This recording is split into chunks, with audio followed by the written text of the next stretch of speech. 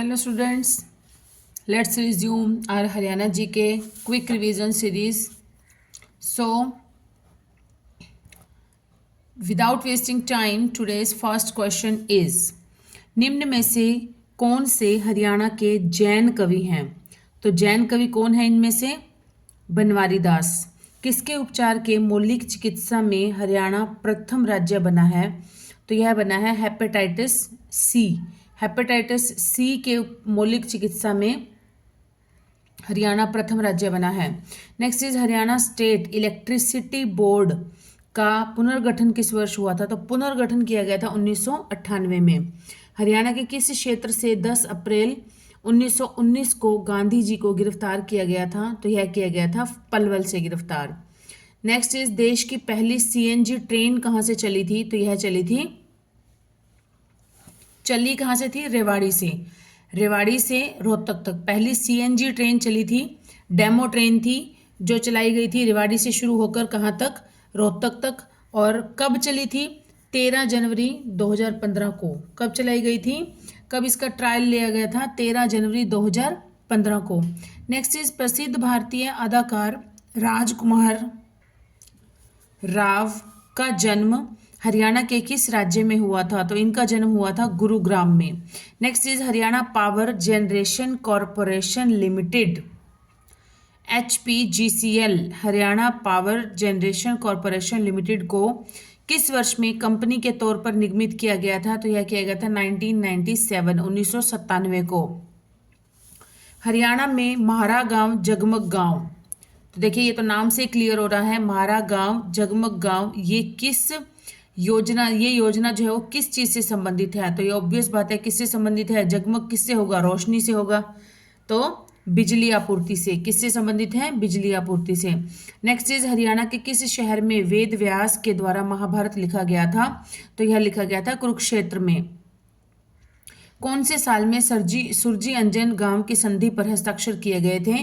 तो यह किए गए थे 1803 में। भारतीय कॉरपोरेट अफेयर्स संस्थान का मुख्यालय कहाँ पर स्थित है? तो यह है हरियाणा में स्थित है। नेक्स्ट इज भिवानी मुक्केबाजी क्लब किसके द्वारा स्थापित किया गया था? तो यह स्थापित किया गया था जगदीश सिंह के द्वारा। किसके द्वारा? जगदीश सिंह के द्वारा। हरियाणा दक्षिण हरियाणा बिजली वितरण निगम DHBVN दक्षिण हरियाणा बिजली वितरण निगम का मुख्यालय किस जिले में है? तो यह है हिसार जिले में है। तो स्टूडेंट्स अगर दक्षिण हरियाणा बिजली वितरण निगम का मुख्यालय हिसार में है तो क्वेश्चन ये बनता है कि उत्तर हरियाणा बिजली वितरण निगम का मुख्यालय कहाँ पर है? तो उत्तर हरियाणा का है पंचकुला में। नेक्स्ट इज सोनीपत जिले के राई नामक स्थान पर स्थित खेल कूद स्कूल का क्या नाम है? तो यह है Motilal Nehru school of sports. Motilal Nehru school of sports. Next is Haryana राज्य श्रम नीति किस वर्ष में अस्तित्व में आई थी? तो यह आई थी 2006 में। नेक्स्ट ग्राम पंचायत और हरियाणा शहरी समितियों का कार्यकाल कितना होता है? तो ग्राम पंचायत का तो हमें पता ही है कितना होता है, 5 ईयर्स का होता है, 5 साल का होता है। नेक्स्ट इज प्रीतम रानी ठाकरान का संबंध कहाँ पर है? कहाँ से है? प्रीतम रानी ठाकरान का संबंध है हॉकी से। कहीं कहीं पर प्रीतम रानी ठाकरान भी आता है, एक प्रीतम रानी सिवाच भी आता है, तो दोनों का ही हॉकी से ही है, मतलब उसी के ही नाम है ये। ठीक है। नेक्स्ट इज हरियाणा में किसको पुरातात्विक भूमि विशेष अधिनियम 1958 के तहत राष्ट्रीय विरासत घोषित किया गया है? तो यह किया गया है शेख चिल्ली की कब्र को। शेख चिल्ली की कब्र। शेख चिल्ली का कब्र है कहाँ पर? तो शेख चिल्ली की जो कब्र है ये है कुरुक्षेत्र के थानेसर में है। नेक्स्ट इज निम्न में से कौन भारत कृषक समाज और अखिल भारतीय पिछड़ा वर्ग संघ के संस्थापक महासचिव थे? तो ये कौन थे? Ranbir Singh Hooda. Next is Pipli mini चिड़ियाघर किस जिले में स्थित है? तो पिपली मिनी चिड़ियाघर है कुरुक्षेत्र में। हरियाणा में कौन सा बांध हाइड्रोलिक इंजीनियरिंग का एक आश्चर्य है और एक गुरुत्वाकर्षण बांध संरचना है? तो यह है अनंगपुर बांध। कौन सा है? अनंगपुर बांध जो कि कहाँ पर है, फरीदाबाद में है। तो इसे किसने इसकी करवाई होगी, तो ये करवाई थी अनंगपुर द्वितीय ने। अनंगपुर द्वितीय को ही सूरजमल के नाम से भी जाना जाता है। तो सूरजमल ने पहले क्या बनवाई थी, मयूर झील बनवाई थी, जिसे अब सूरजकुंड के नाम से जाना जाता है। नेक्स्ट इज, किस युद्ध क्षेत्र में आर्टिलरी और बंदूक पाउडर के अग्नि आयुध को पहली बार मुगलों ने पेश किया था। तो आर्टिलरी और बंदूक पाउडर के अग्नि आयुध को किया था पानीपत की पहली लड़ाई में। पानीपत की पहली लड़ाई में इसका पहली बार प्रयोग किया गया था, जो कि 1526 में हुई थी बाबर और हेमू के बीच में, बाबर और इब्राहिम लोदी के बीच में हुई थी। इब्राहिम लोदी की जिसमें कि हार हो गई थी और बाबर की जीत हो गई थी। और बाबर की जीत होने के बाद ही हरियाणा में मुगल वंश की स्थापना हो गई थी। तो मुगल वंश के संस्थापक भी कौन थे, बाबर। उर्दू के क्षेत्र में योगदान के लिए हरियाणा उर्दू साहित्य अकादमी द्वारा कौन सा पुरस्कार दिया जाता है, तो यह दिया जाता है हाली पुरस्कार। जब राज्य के वित्त मंत्री राज्य वित्त बजट प्रस्तुत करते हैं, तब राज्य विधानसभा में किसके नाम से बजट प्रस्तुत किया जाता है, तो किसके नाम से होता है, राज्यपाल के नाम से होता है बजट जो प्रस्तुत किया जाता है वो। और नेक्स्ट इज, खाद्य प्रसंस्करण मंत्रालय की मेगा फूड पार्क्स योजना के तहत किस जिले में एक मेगा फूड पार्क स्थित है, तो यह है सोनीपत में है। 14 नवंबर 2019 तक हरियाणा कैबिनेट में आबकारी और कराधान मंत्री निम्न में से कौन थे। देखिए क्वेश्चन भी पास्ट में पूछा गया कि कौन थे, उस समय कौन थे, तो उस समय थे हमारे श्री दुष्यंत चौटाला। लेकिन अब कौन है हमारे, यही आबकारी और कराधान मंत्री अब कौन है हमारे, ये हैं हमारे सीएम साहब नायब सिंह सैनी जी। नेक्स्ट इज, रोहतक में रहने वाले अमित पंघाल ने 2018 एशियाई खेलों में किस खेल में स्वर्ण पदक जीता था, तो यह जीता था मुक्केबाजी में। नेक्स्ट इज, हरियाणा में रेल कोच नवीनीकरण कारखाने किस जिले में स्थित हैं। रेल कोच नवीनीकरण कारखाने जो हैं ये हमारे सोनीपत में स्थित हैं। कहाँ पर हैं, सोनीपत में। नेक्स्ट इज, हरियाणा में पंचायत का चुनाव लड़ने के लिए सामान्य उम्मीदवारों के लिए न्यूनतम शैक्षणिक योग्यता क्या है, तो यह है 10वीं कक्षा पास होनी चाहिए।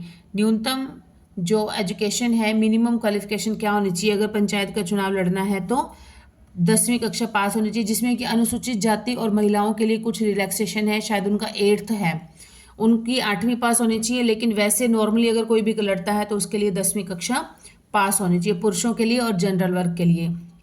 नेक्स्ट इज, हरियाणा का कौन सा जिला लोहे की पाइप का सबसे बड़ा उत्पादक है, तो ये तो सब जानते हैं, स्टील सिटी। कौन सी है, हिसार।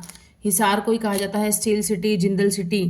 नेक्स्ट इज, HSIDC में किस स्थान पर औद्योगिक मॉडल टाउनशिप विकसित है, तो यह है गुरुग्राम में। कहाँ पर, गुरुग्राम में।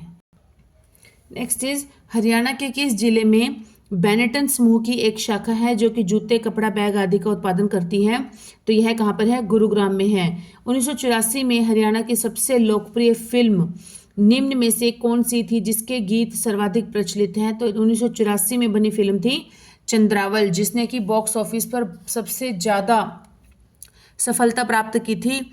कौन सी फिल्म ने, चंद्रावल ने। नेक्स्ट इज, हरियाणा के निम्नलिखित ऐतिहासिक स्थलों में से किस में खुदाई से 4500 वर्ष पुरानी सभ्यता के अवशेष मिले थे, तो किस में से मिले थे, राखीगढ़ी में से। हरियाणा के किस जिले में से ऐतिहासिक ग्रांड ट्रंक रोड नहीं गुजरती है, तो देखिए कुरुक्षेत्र, अंबाला, पानीपत इनमें से गुजरती है, लेकिन रोहतक में से नहीं गुजरती है। नेक्स्ट इज, निम्न में से कौन सा खिलाड़ी विश्व कुश्ती प्रतिस्पर्धा में 2 पदक जीतने वाला पहला भारतीय पहलवान बना था, तो यह बना था सुशील कुमार। कुश्ती प्रतियोगिता में 2 पदक जीतने वाला। गुरुग्राम का कार्तिक सांस्कृतिक उत्सव किसके प्रसाद पर लक्षित है, तो यह है मार्शल आर्ट और लोक कला। मार्शल आर्ट और लोक कला। नेक्स्ट इज, हरियाणा संस्कृत गौरव सम्मान वर्ष 2016 हेतु निम्न में से किस संस्कृत लेखक को दिया गया था, तो यह दिया गया था आचार्य महावीर प्रसाद। शर्मा, आचार्य महावीर प्रसाद शर्मा को दिया गया था। नेक्स्ट इज हरियाणा में अंतरजातीय विवाह के लिए नकदी पुरस्कार कितना है? अंतरजातीय विवाह, अगर कोई इंटरकास्ट मैरिज करता है तो उन्हें हरियाणा सरकार जो है वो कितना देती है? 1 लाख रुपए देती है। अरावली पहाड़ियों की मुख्य उपस्थिति किस जिले में पाई जाती है? तो यह पाई जाती है मेनली गुरुग्राम में। नेक्स्ट इज राज्य संभाग में प्रशासनिक अधिकारी क्या कहलाते हैं? राज्य संभाग में तो ये कहलाते हैं आयुक्त। नेक्स्ट इज पंजाब हरियाणा उच्च न्यायालय का पहला मुख्य न्यायाधीश कौन था? तो यह थे जस्टिस रामलाल। देखिए क्वेश्चन में डिफरेंस है, मैं आपको क्लियर करती हूँ।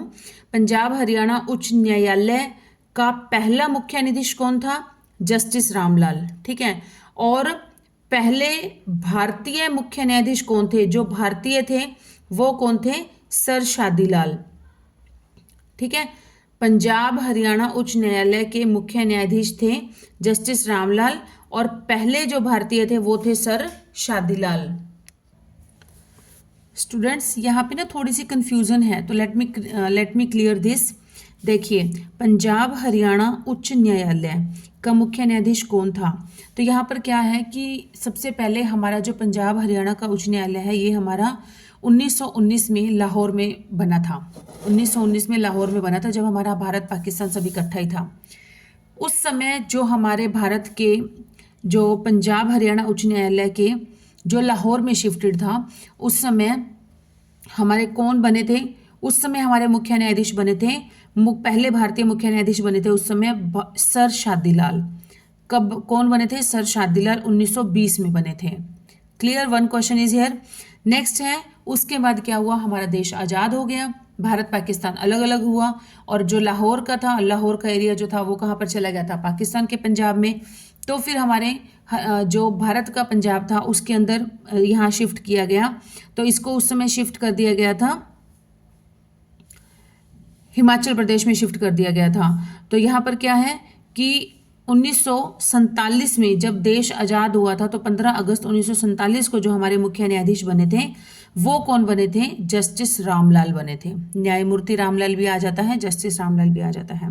Clear, second question is clear. Next है कि जब हमारा जब हमारा हरियाणा राज्य नया राज्य बना था, जब हमारे हरियाणा 1 नवंबर 1966 को नया राज्य बना था, उस समय हमारे पंजाब हरियाणा उच्च न्यायालय के मुख्य न्यायाधीश कौन थे? तो वो थे न्यायमूर्ति मेहर सिंह। कौन थे? न्यायमूर्ति मेहर सिंह थे, जब 1966 में जब हरियाणा एक नया राज्य उभर कर आया था। देन उसके बाद क्वेश्चन बनता है कि जो करंट में हमारे पंजाब हरियाणा उच्च न्यायालय के मुख्य न्यायाधीश करंट में वर्तमान में कौन है? तो वर्तमान में है न्यायमूर्ति शील Nagu. Clear. Next is Ambala में ब्रिटिश छावनी कब स्थापित की गई थी? तो यह की गई थी 1843 में। Jindal steel and power limited के चेयरमैन नवीन जिंदल का जन्म हरियाणा के किस जिले में हुआ था? तो यह हुआ था हिसार में। हरियाणा में HLRDC का क्या मतलब है? तो इसका मतलब है Haryana land reclamation and development corporation. Next is रानी सोद्राही किस रियासत से संबंधित थी? तो यह जींद रियासत से संबंधित थी। वर्ष 1924 में जमींदार लीग की स्थापना किसने की थी? तो यह की थी चौधरी छोटू राम ने की थी। स्टूडेंट्स पिछली एक वीडियो में एक क्वेश्चन था, उसमें हम कर रहे थे चौधरी छोटू राम का जन्म कब हुआ था। तो चौधरी छोटू राम का जो जन्म है वो हुआ था 24 नवंबर 1881 में हुआ था। बुक में ही मिस प्रिंटिंग थी, तो गलती से मैंने भी 1981 ही रीड कर दिया उसको। तो प्लीज़ आप, मैंने उस वीडियो के ना नीचे उसको कमेंट को पिन कर दिया है, तो आप प्लीज़ उसको करेक्ट कर लीजिएगा please students. Next is national bureau of animal genetic resources NBAGR, national bureau of animal genetic resources की स्थापना कब की गई थी? तो यह की गई थी 1985 में की गई थी। कब की गई थी? 1985 में। नेक्स्ट इज 1886 ईस्वी में हरियाणा के ब्राह्मणों द्वारा गठित सनातन धर्म सभा का मुख्य उद्देश्य क्या था? इनका था, सनातन धर्म सभा का मुख्य उद्देश्य था पूजा पाठ में कर्म कांड की रक्षा करना। पूजा पाठ में कर्मकांड की रक्षा करना। गांवों में राजस्व की वसूली किसकी मदद से की जाती थी? तो यह की जाती थी नंबरदार की मदद से। दिल्ली संग्रहालय हरियाणा के अनुसार धरती पर स्वर्ग की तिथि थी, क्या थी? 1328 ईस्वी।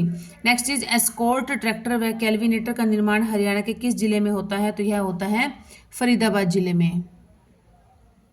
नेक्स्ट इज अंग्रेजों ने 10 अप्रैल 1843 को किस नगर के चारों ओर 7 चौकियां स्थापित करके नाकाबंदी कर दी थी? अंग्रेजों ने 10 अप्रैल 1843 को किस नगर के चारों ओर 7 चौकियां स्थापित करके नाकाबंदी कर दी थी? तो यह कर दी थी भिवानी में। किस भूगर्भिक काल में हरियाणा राज्य की भूगर्भिक संरचना में महत्वपूर्ण परिवर्तन हुए थे? मेसोजोइक काल में। स्टूडेंट्स, अगर बाहर से कोई साउंड सुनाई दे रहा है तो प्लीज इग्नोर करना। विलियम फ्रेजर दिल्ली का रेजिडेंट कब बना था? तो यह बना था 1830 ईस्वी में बना था। कुणिंद गणराज्य का क्षेत्र वर्तमान हरियाणा के किस जिले में विस्तृत था? तो यह था अंबाला जिले में। टोपरा स्तंभ पर कितने अभिलेख अंकित हैं? तो यह है 7 अभिलेख। टोपरा स्तंभ पर कितने हैं? 7 अभिलेख अंकित हैं। अशोककालीन टोपरा स्तंभ किस भाषा में है? तो यह है ब्राह्मी व संस्कृत भाषा में। ब्राह्मी व संस्कृत भाषा में। नेक्स्ट इज 12 खड़ी की लिखाई का सबसे पुराना अभिलेख कहाँ पर प्राप्त हुआ था? 12 खड़ी की लिखाई का तो यह प्राप्त हुआ था यमुनानगर में। नेक्स्ट इज करनाल से प्राप्त अभिलेख किस भाषा में लिखा हुआ है? तो करनाल से प्राप्त अभिलेख लिखा हुआ है खरोष्ठी भाषा में। नेक्स्ट इज पृथ्वीराज द्वितीय के अभिलेख कहाँ से प्राप्त हुए थे? तो पृथ्वीराज द्वितीय के अभिलेख प्राप्त हुए थे हांसी से। कहाँ से प्राप्त हुए थे? हांसी से प्राप्त हुए थे पृथ्वीराज द्वितीय के अभिलेख। नेक्स्ट इज वह अभिलेख कहाँ से प्राप्त हुआ जिसमें पशुपति संप्रदाय का वर्णन है? पशुपति संप्रदाय का वर्णन है, यह प्राप्त हुआ था सिरसा से। 9वीं शताब्दी में चरित भोज देव का अभिलेख किस जिले से प्राप्त हुआ है? तो यह हुआ है कुरुक्षेत्र से।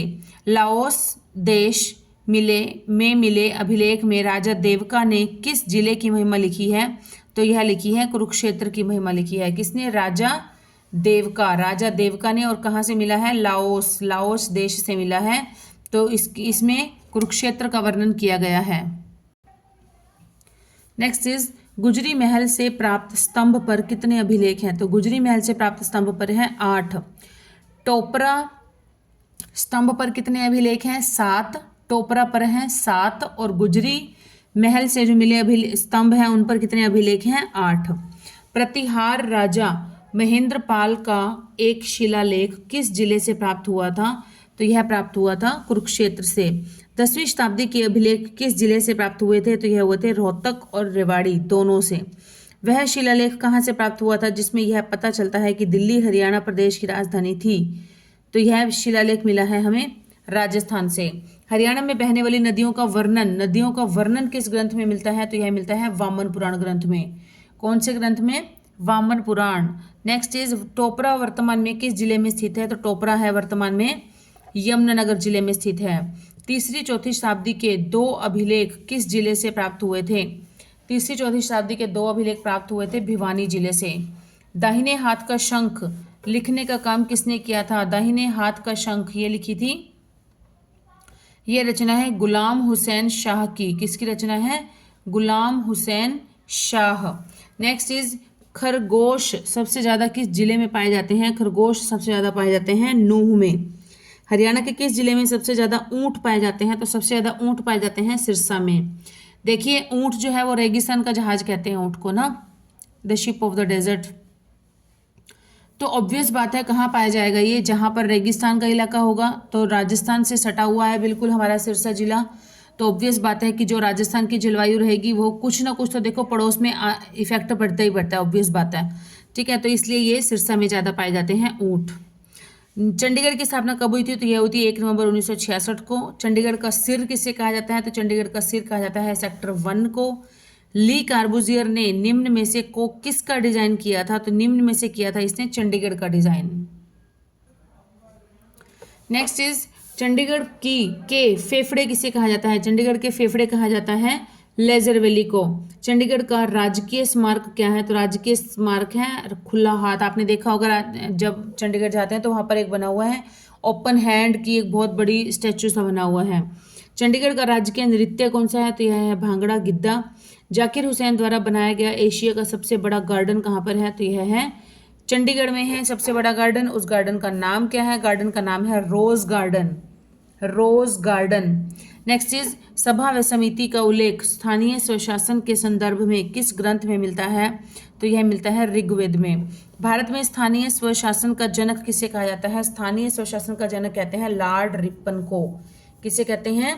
लॉर्ड रिपन को कहते हैं। लॉर्ड रिपन स्थानीय स्वशासन का प्रस्ताव कब पारित किया था लॉर्ड रिपन ने? तो यह किया था 1882 में किया था। हरियाणा पंचायती राज अधिनियम किस वर्ष लागू हुआ था? तो यह हुआ था 1994 में। कब हुआ था? 1994 में। हरियाणा पंचायती राज अधिनियम का चुनाव कब हुआ था? चुनाव हुआ था दिसंबर 1994 में। चुनाव कब हुआ था? दिसंबर 1994 में हुआ था इसका।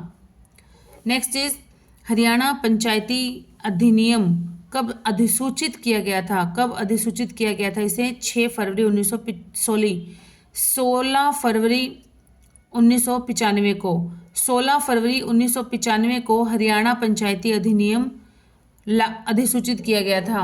हरियाणा पंचायती राज में वित्त बजट लेखा अंकेक्षण कर कार्य की रचना कब की गई थी? पंचायती राज में की गई थी 14 अगस्त 1996 को। 14 अगस्त 1996 को हरियाणा पंचायती राज में वित्त बजट लेखा अंकेक्षण करके कार्य की रचना की गई थी।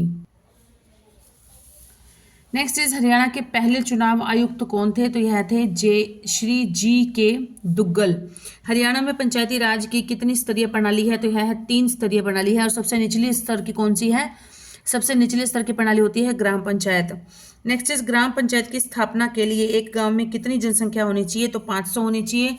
और ग्राम पंचायत का सदस्य बनने के लिए न्यूनतम एज कितनी होनी चाहिए? 21 वर्ष होनी चाहिए। पंचायती राज में महिलाओं के लिए कितने प्रतिशत प्रतिनिधित्व है? तो यह है 50%। हरियाणा पंचायती राज में पिछड़े वर्ग के लिए कितने प्रतिशत प्रतिनिधित्व है? पिछड़े वर्ग के लिए है 8%।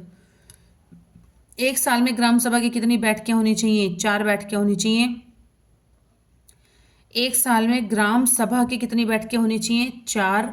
और एक साल में ग्राम पंचायत की बैठक सरपंच 6 महीने में कम से कम कितनी बार बैठक होनी चाहिए? ग्राम पंचायत की बैठक सरपंच के द्वारा ली जानी चाहिए 6 महीने में कम से कम 2 बार। ग्राम सभा की एक साल में 4 बार, तो सरपंच की भी 4 बार ही हो गई है ना। 6 महीने में कम से कम 2 बार है, तो एक साल में 4 बार हो गई। और है पंचायत समिति की एक वर्ष में कितनी बैठकें होनी चाहिए? तो पंचायत समिति की बैठकें होनी चाहिए 6। ठीक है, ये क्लियर हो गए तीनों क्वेश्चन। नेक्स्ट इज पंचायत में राष्ट्रीय गौरव पुरस्कार जीतने वाला हरियाणा का प्रथम जिला कौन सा था?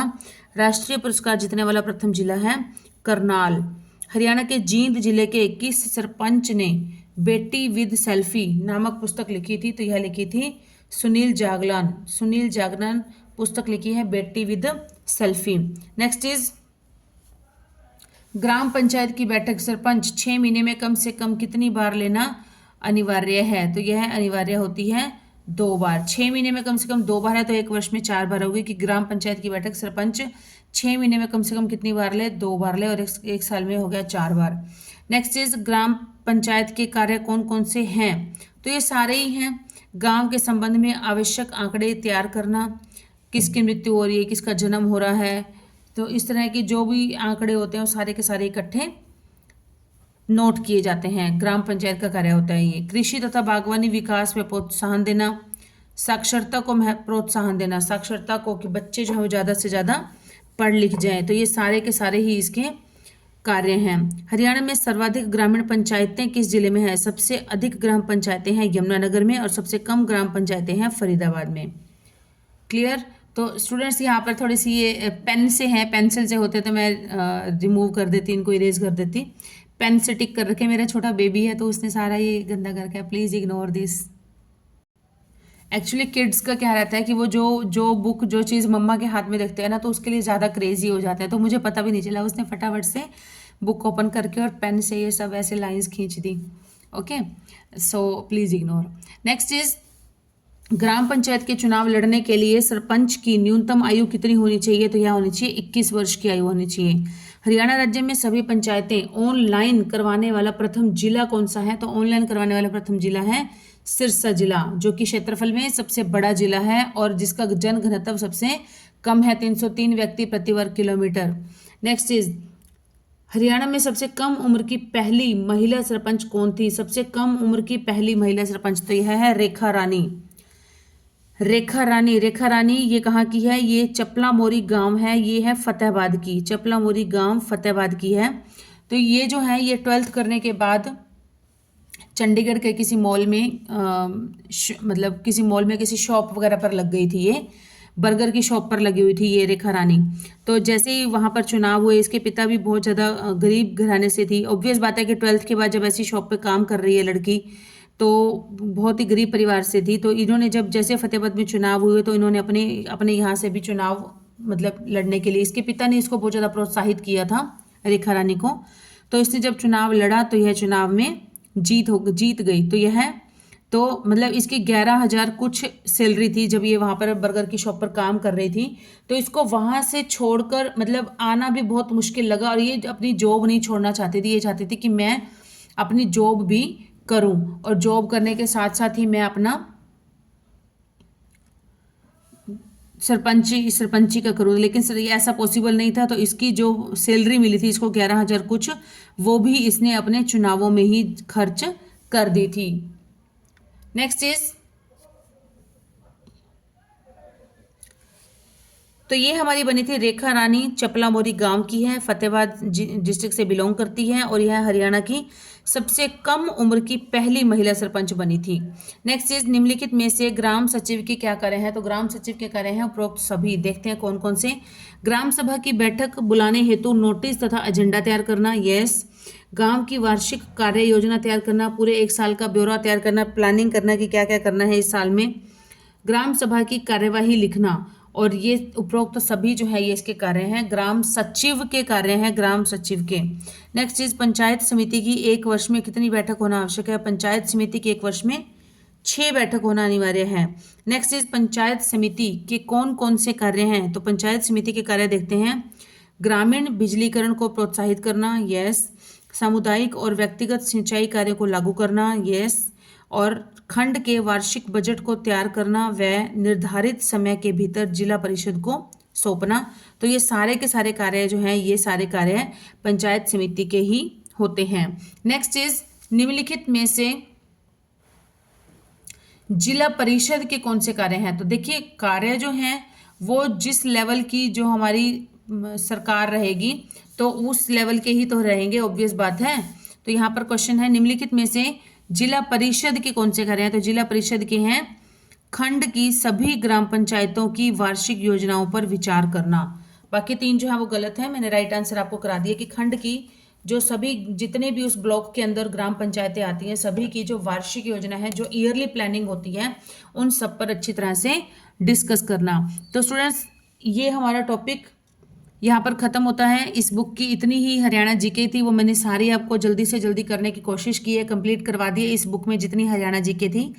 अब नेक्स्ट वीडियो से नेक्स्ट कुछ और सोर्स से हम लोग पढ़ना स्टार्ट करेंगे। सो जल्दी ही मिलेंगे नई वीडियो में, नए जोश के साथ, नए किसी मटेरियल के साथ। और till then keep studying and keep hard working and keep supporting my channel please. Bye students.